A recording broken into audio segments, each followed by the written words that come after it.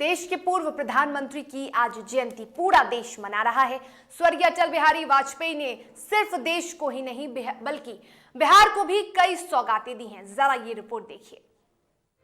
हार नहीं मानूंगा, रार नहीं ठानूंगा, काल के कपाल पर लिखता मिटाता हूँ, गीत नया गाता हूँ, गीत नया गाता हूँ।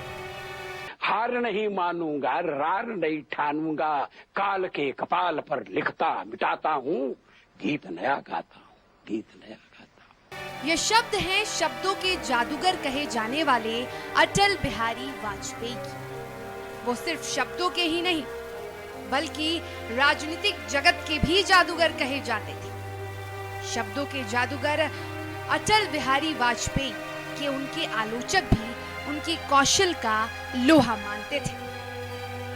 आज उनकी जयंती है। 25 दिसंबर 1924 में जन्म अटल बिहारी वाजपेयी ने सिर्फ देश ही नहीं बल्कि बिहार को भी कई सौगातें दी, जिसके बिहार वासी हमेशा आभारी रहेंगे। बिहार से उनका गहरा लगाव रहा। वाजपेयी ने प्रधानमंत्री रहते दिसंबर 2003 में बिहार की मैथिली भाषा को संविधान की 8वीं अनुसूची में शामिल कराया था। बिहार के तत्कालीन मुख्यमंत्री कर्पूरी ठाकुर और डॉक्टर जगन्नाथ मिश्र द्वारा भेजा गया ये प्रस्ताव केंद्र सरकार के पास करीब 23 सालों से लंबित पड़ा था।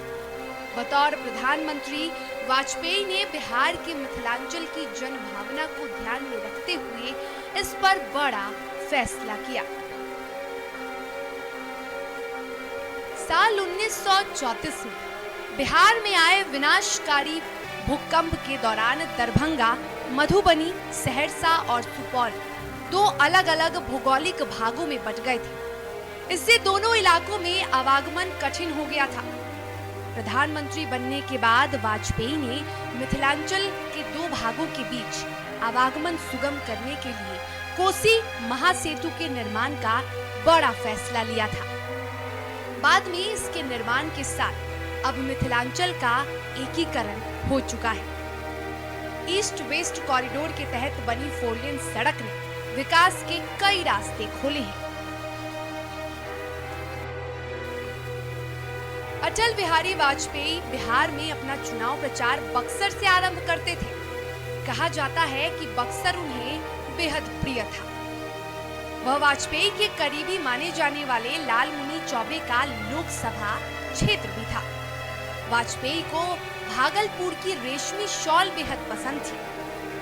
बता दें कि उन्होंने बिहार में अपना अंतिम चुनाव प्रचार भागलपुर में उन्हीं के लिए किया था। तो बिहार से अटल बिहारी वाजपेयी जी का खास नाता था। आज सारा देश अपने सपूत को याद कर रहा है, जिसने देश को कई सौगातें दी, जो मौत से घबराता नहीं था, चुनौतियों से कतराता नहीं था, जो वाकई में अटल रहा। मौत से ठन गई। जूझने का मेरा कोई इरादा न था, जूझने का मेरा कोई इरादा न था, मोड़ पर मिलेंगे इसका वादा न था। रास्ता रोककर खड़ी हो गई, ये लगा जिंदगी से बड़ी हो गई। मौत जिंदगी से बड़ी कैसे हो सकती?